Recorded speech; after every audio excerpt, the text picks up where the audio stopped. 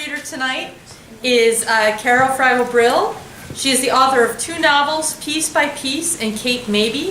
Her fiction received recognition from poets and writers and was a reader's favorite for the Best of Philadelphia Stories. This is true. Her work has appeared in Wide Array, New York Journal of Books, the Press of Atlantic City, and other online and business journals. She writes book reviews for the New York Journal of Books. She earned an MFA in creative writing from Farther Dickinson University. Please welcome Carol.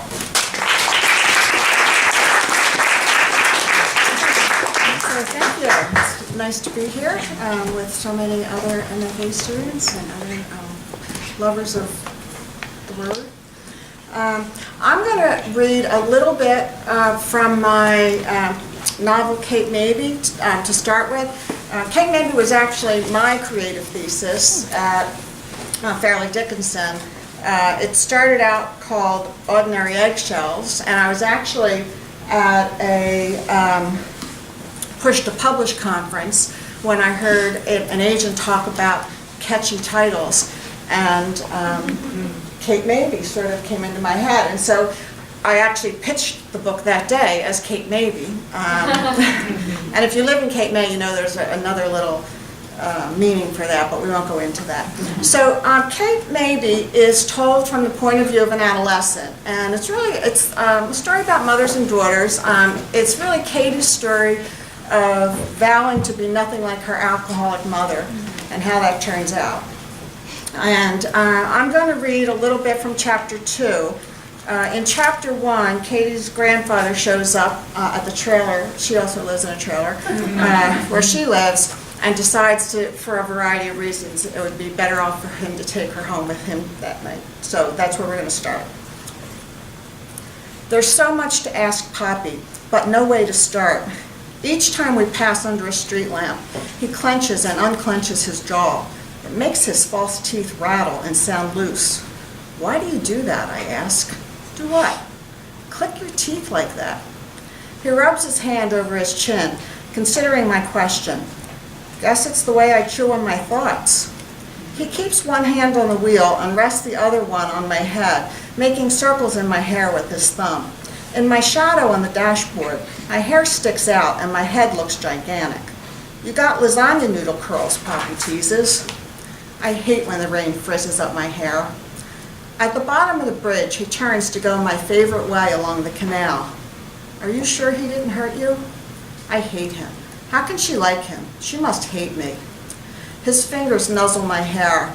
Nah, your mama loves you. She just doesn't show it so good when she's nervous. I want a different mother. I fold my arms tightly across my chest. Poppy blows out a lungful of air. If I can't have a different mother, I want her to go back to being how she was before she was nervous all the time. On good days, back in first grade, she held my hand at the bus stop and cut my sandwich into stars with a cookie cutter.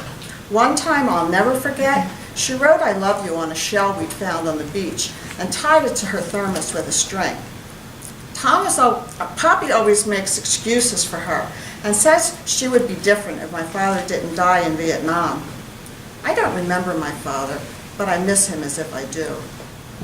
If I can't have a different mother, I want to be someone else, but only if I can still have Poppy. Poppy is quiet except for rattling his teeth again, so I know he wants me to change the subject. He turns on the high beams. The thick fog turns smoky in the brighter lights. The cedars on the side of the road seem more twisted than usual, creepy like the trees in The Wizard of Oz that might grab a kid and eat her. I move closer to Poppy and catch a whiff of Plupman's talc. Get your ears lowered, I ask? Yup, got a haircut. Looks like you got them all cut. We both chuckle at our old joke. I roll his racing form between my fingers. Did Cheatin' Arthur win, I ask? Yup, he's a good mutter. Poppy always says that when his favorite horse, Cheatin' Arthur, wins on days the track is muddy. He lowers the headlights when a car approaches. We drive like that in the semi-dark until he turns at Green Turtle Creek Road. The aged wooden sign Poppy and his brother, Uncle Nat, made when they were teenagers that says 13 acres swings on its chain when we pull into the driveway. This is the house where Poppy and Uncle Nat grew up. Except for the screened-in porch with the towering blue spruce in front, The white shuttered farmhouse looks pretty much the same as in the old family pictures Poppy keeps in an album in a dresser drawer in his work shed.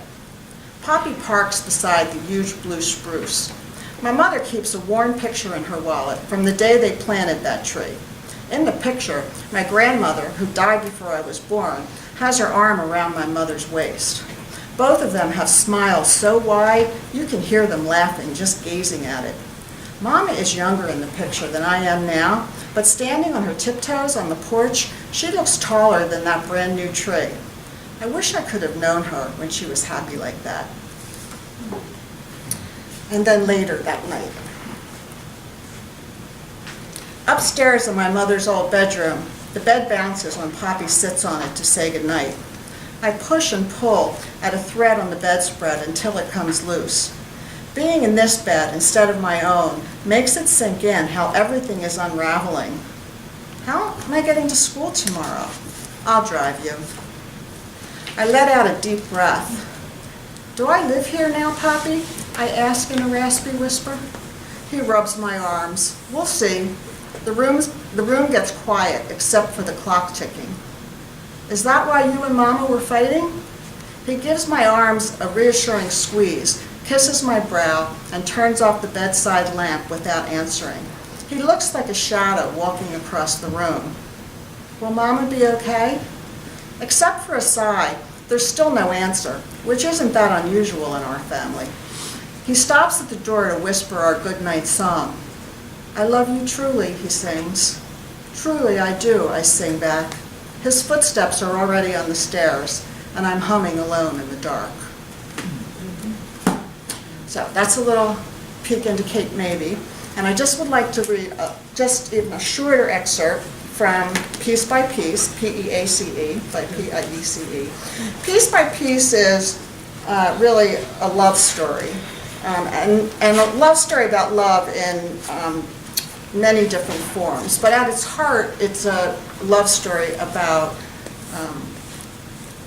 first love that just will not relent. And so I just want to read a little bit about that first love. One night, Thomas and I visited a rare treasure, a hole-in-the-wall used bookstore with narrow rows, floor-to-ceiling shelves, and volumes piled high on every surface. He browsed biographies and historical fiction, and I combed the quasi-alphabetized literature. Each time he blew the dust off a hardback to show it to me, or gazed his fingers across the small of my back to pass me in the narrow aisle, or said, "Yo Mags," the endearing nickname that only he used, I pretended we were not just two best friends in a used bookstore. I pretended it was a date. "We close in 15 minutes, the owner called down the cramped aisle. You could tell he was the owner because his wiry yellow hair and untidy clothes had the same musty smell as the store. The few other customers collected their finds and moseyed up front. We lagged behind at the end of the line. When it was our turn, Thomas stacked our books in one pile on the counter. He reached into his pocket for his wallet at the same time I dug into my overalls for bills. "It's on me," he said. "You always pay. You'll get them next time. And you always say that." The owner checked the inside cover of each book for the penciled-in price and wrote them on a steno tablet to total them by hand. $7.24 with tax. I remember the amount because it seemed like some kind of added kismet that the sum of our 4 books was the same as that day's date, July 24th. The sun was already down, but the air outside was thick with humidity. At the corner, Thomas turned left, even though we both lived in the opposite direction. "I want to show you something."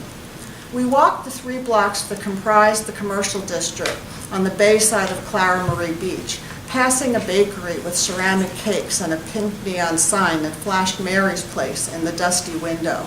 Beyond that, we walked by an Italian restaurant, a dog groomer, and a dry cleaner with a flyer about an on-site shoemaker taped to the glass door. We turned at a hardware store that wrapped around a corner, taking up 4 or 5 storefronts. Chained together barbecue grills and lawn chairs lined the pavement.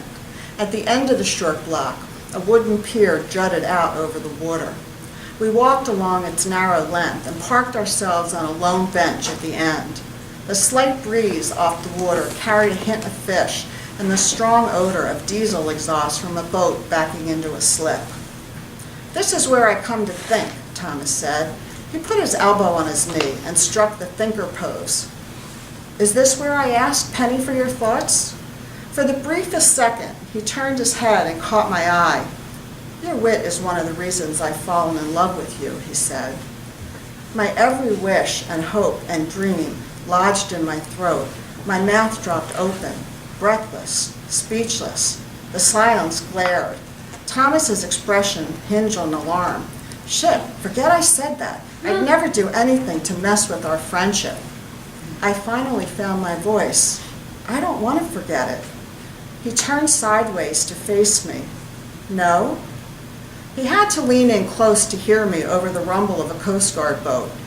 "I think about us being more than friends all the time," I whispered.